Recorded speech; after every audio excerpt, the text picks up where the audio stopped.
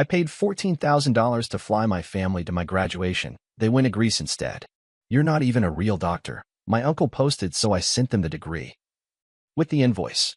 3 hours later, my mom was calling nonstop, but I had already done something they didn't expect. You're not a real doctor, my uncle wrote in the comments. Just that. No congrats, no emojis, no well done. Just those 5 words under the photo I posted from the ceremony. My robe was still wrinkled.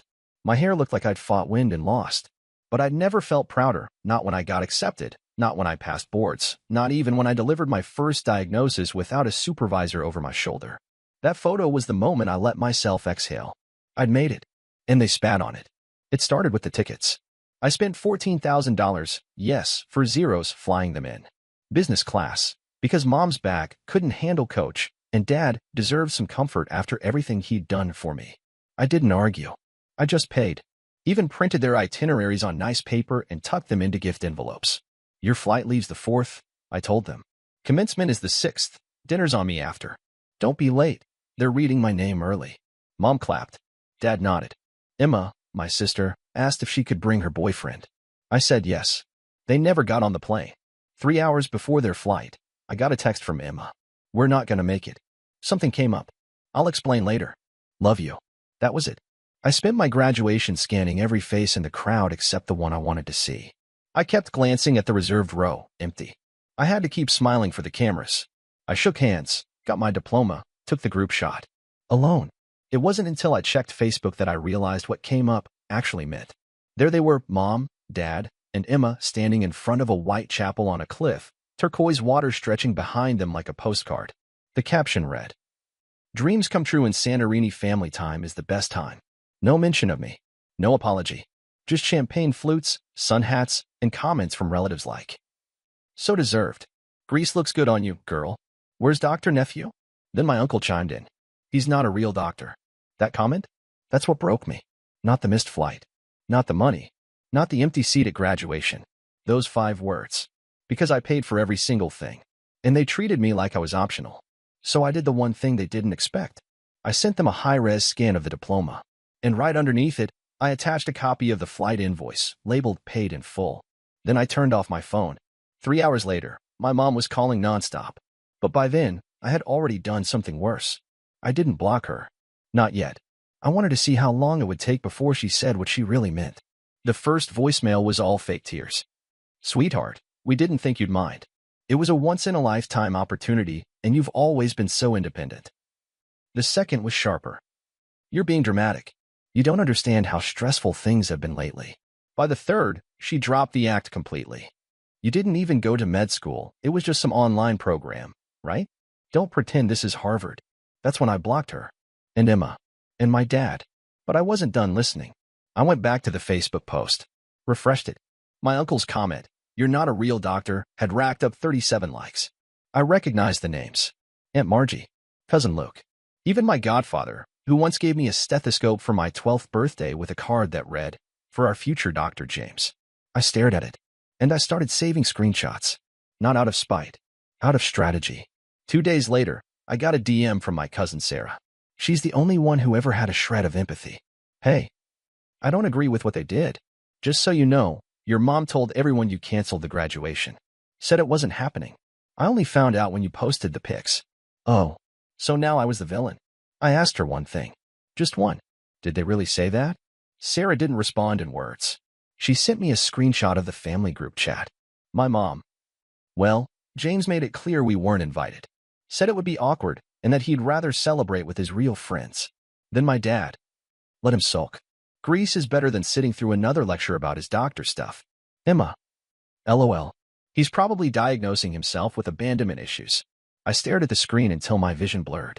Then I went to my Dropbox, opened a folder titled Family, Receipts, and added the screenshot. Because here's what they conveniently forgot. I'd paid for everything. In December alone, I sent my parents $2,500. They said it was for the heating bill. 2 days later, Emma posted a story in a ski resort spa. Self-care matters, #grateful.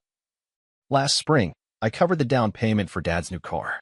He said the dealership was giving him trouble. He forgot I have access to the joint account. The charge was processed at a Rolex store. The breaking point? When I paid for Emma's emergency dental surgery, she told me she was in pain, couldn't chew, begged me to help. I wired $1,800 within the hour. 2 weeks later, she posted a selfie from Mykonos. Bright teeth. Frozen cocktail. Caption: white smiles and white wine. So I started collecting. Every bank transfer. Every Zelle memo. Every thank you text that turned into a guilt trip days later. Every time they cried purr, then bragged online. I kept thinking, maybe I'm the crazy one. But then I found something that killed that thought forever. It was an accident. I was cleaning out my old laptop, the one I used during rotations, and found a backup file labeled Grad 2024. I clicked it, expecting old flashcards. Instead, I found audio recordings. You see, I'd recorded some of my calls with my parents while I was studying. Not on purpose.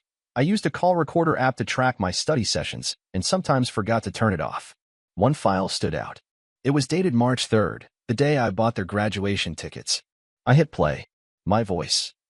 So I've sent you the confirmation email. You should see the flight to Boston on the 4th, hotels booked under my name.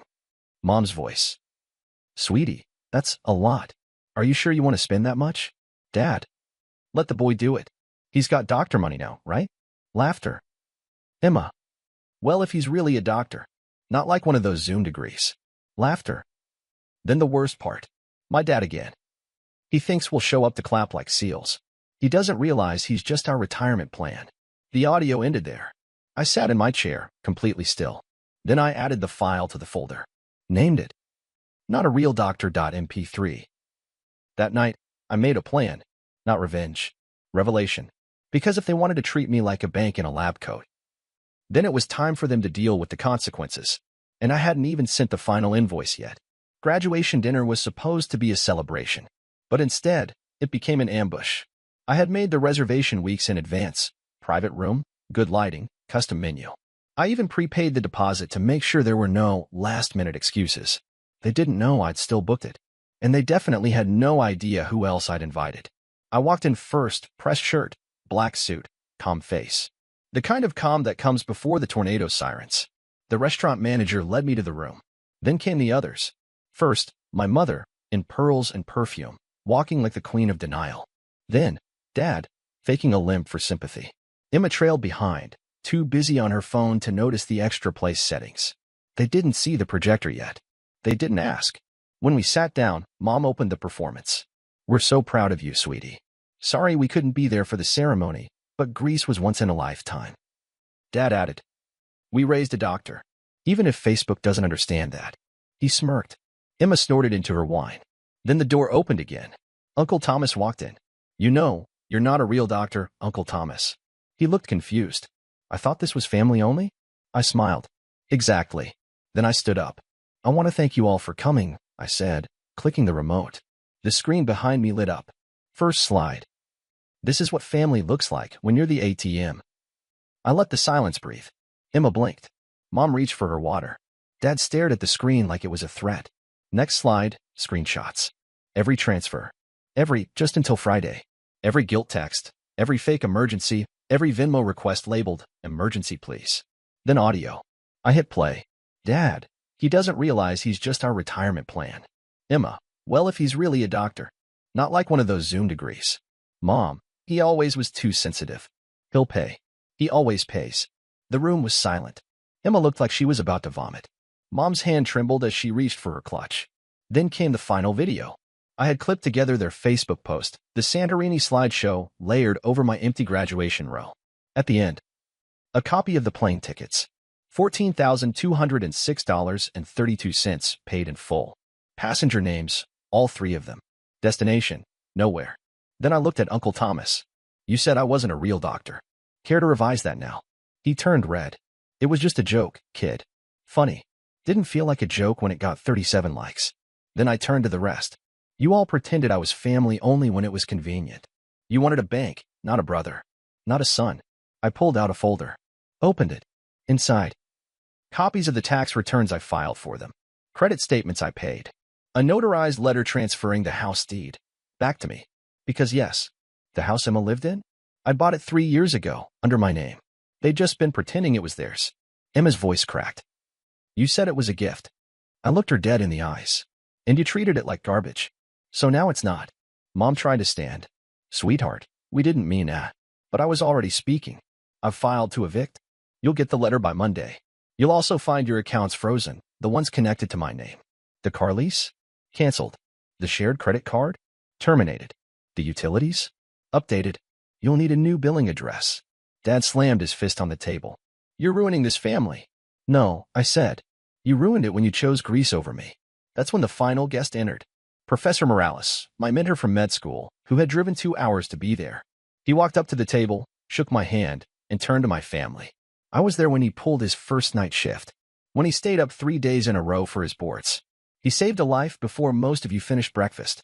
I watched him become a doctor while you treated him like a wallet. Then he added, looking at Dad, you didn't raise a doctor. You abandoned one. And he walked out. I stood up, closed the laptop, and tucked the projector remote into my coat pocket.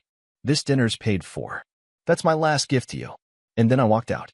Not in anger, not in tears, but in power. I didn't hear from them for 48 hours. No calls, no texts, just a deep, eerie silence. But on the third day, it exploded. Mom went first, the queen of curated chaos. She posted a 6-paragraph Facebook status with a black and white photo of me from high school. He used to be such a kind boy. We raised him with love. But money changes people. It blinds them. My heart breaks for our broken family. 400 likes. 36 comments. Crying face emojis. Distant relatives asking what happened. Others chiming in. Kids these days are so selfish. Then came the text. From Emma. Just one line. You'll regret this. Funny how people think you'll flinch after you've already burned the bridge behind you. The eviction notice landed on their doorstep Monday morning, just as promised. Signed. Sealed. Official. Emma posted a crying selfie an hour later with a vague caption. Some people destroy everything just to feel powerful. But Karma remembers. I didn't comment. I just smiled. Because Karma was already unpacking her bags. That same afternoon, the hospital board I'd recently joined released their quarterly highlights. My name was there. Dr. James W., MD, Resident Liaison, Patient Safety Task Force. The post blew up. Professional congratulations. Messages from med school peers. Even my old high school biology teacher commented. You always had it in you. Proud of you, Doc. The best part? My family was tagged in the original post. Publicly. By accident or by design, who knows? But now their timeline was flooded with praise. People they'd lied to were now praising the very, not a real doctor they'd humiliated. And then came the invoice. No, not just the symbolic one I emailed after graduation. I mean the real one. I hired a lawyer. Had him calculate, down to the cent, the money I'd given them in the past 4 years. Loans, gifts, emergencies, unpaid credit cards. It totaled $62,387.19. I attached it to an official demand letter. Not for repayment, I didn't want a dime, but for closure. The message was simple. This is what it cost me to be your family. You won't get another cent. Emma posted a story 5 minutes after it arrived. Imagine keeping receipts for love. I replied, for the first and last time. Imagine selling love like it's an Airbnb rental in Santorini. She blocked me, but it didn't end there. The story began to spread, not because I told it, but because they couldn't stop spinning it. They told neighbors I'd turned into a monster, that I was unstable, that the doctor thing went to his head. So I responded, not with rage, with evidence. I created a private blog, just one post, titled, The Price of Family, an Autopsy. I laid it all out. The fake emergencies, the graduation betrayal, screenshots, audio, bank transfers, even the picture of them on the Santorini cliff, smiling like they hadn't missed the biggest moment of my life. I didn't name them, didn't insult them. I simply told the truth. And I ended it with this. If this makes me heartless, so be it. If setting boundaries is betrayal, so be it. If being used and finally saying enough makes me the villain, then I hope I make a great one. I didn't post it publicly, but someone did. It got shared. And suddenly, people started messaging me, strangers, classmates, even reporters. A podcast invited me to talk about toxic family dynamics. A wellness blog reposted my story under the headline, When Saying No is the Bravest Thing a Doctor Can Do. Then, a local paper reached out for an interview. Headline, From Abandoned Graduate to Medical Advocate, One Doctor's Story. And guess what? They printed it. Front page. With a picture of me holding my degree, standing beside an empty row of reserved chairs. The photo went viral. 3 days later, I got a call from Dad. Blocked number. I answered out of curiosity. He didn't say hello. Just, "You made your point. Happy now?" I didn't respond. He kept going. "Your mother's not eating. Emma's a mess. You humiliated us." Then the real reason. People at the golf club are asking questions. And there it was. Not guilt. Not love. Reputation. So I ended the call with a single sentence. "Don't worry, Dad. You'll always have Santorini." Then I hung up. A week later, I moved. Not just to a new apartment, to a new life. I bought a townhouse under a different name. No forwarding address. New phone number. But before I disappeared for good, I left one last thing in their mailbox. A framed copy of my degree. Below it, a sticky note. Real doctor. Real done. I never looked back. 6 months later, I changed my name. Not legally. Not on paper. But everywhere else that mattered. New phone plan. New email. New delivery address.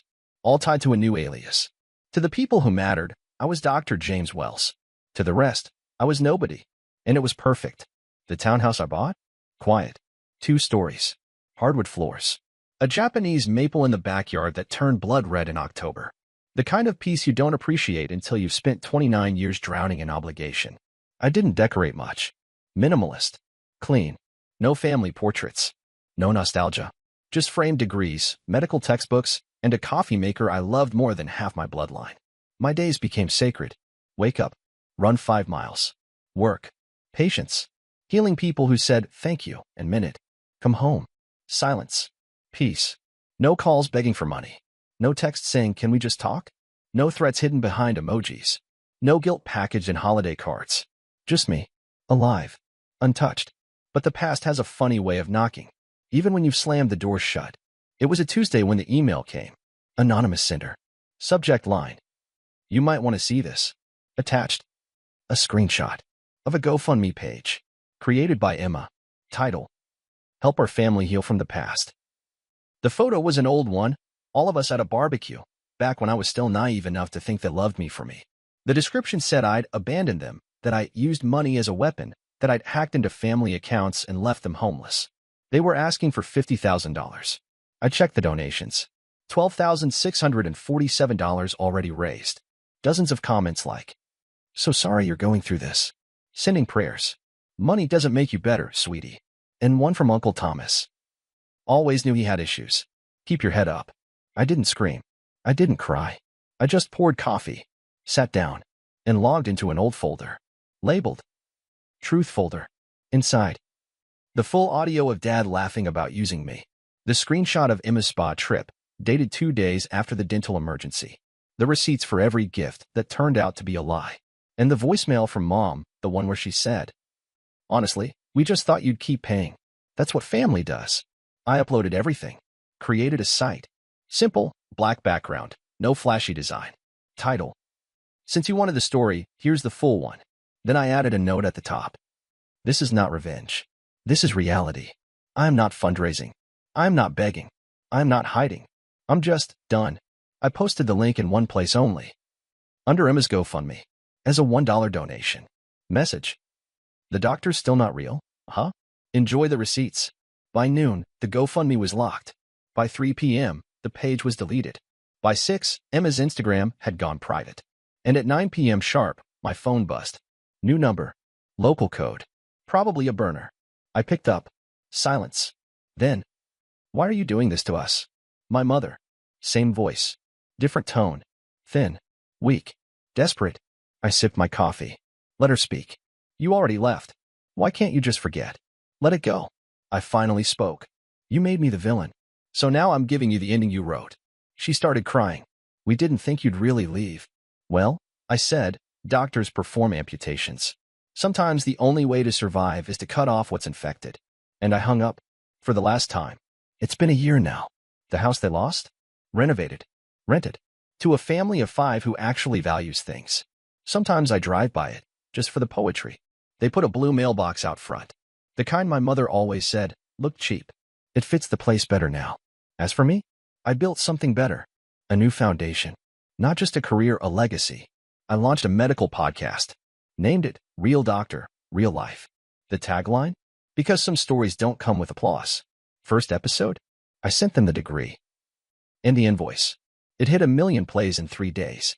I donated the first $14,000 in ad revenue to a scholarship fund. Named it after my grandfather, the only person who never asked for anything in return. The scholarship? Strict requirement. No applications from family members. Last week, I got a letter in the mail. No return address. Inside, a birthday card. Cheap. Glossy. The kind from a gas station. The message inside said, "We miss you, M." I smiled, walked outside, lit the card on fire, watched it burn in the steel dish on my patio, flame licking the edges like it was hungry for closure. Then I walked back inside, closed the sliding door, and changed the lock.